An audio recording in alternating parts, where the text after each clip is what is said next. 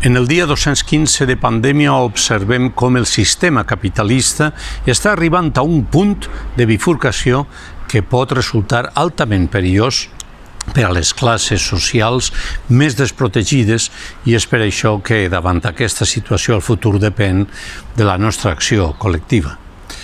El que devia haver estat una cura d'humilitat davant el planeta, de la resta d'éssers vius i més que res davant dels nostres conciutadans i conciutadanes, es queda en una simple preocupació per l'economia de restaurant, per la realitat hostalera i hotelera i per les empreses de grans dimensions, quan la principal preocupació ha de ser la salut, res més que la salut. Les persones llegides saben que hi ha hagut avisos del que podia passar, almenys des dels anys 60 del segle passat, però hem continuat agredint el planeta i agredint-nos a nosaltres mateixos. Ara el que toca és restaurar i recuperar senderi.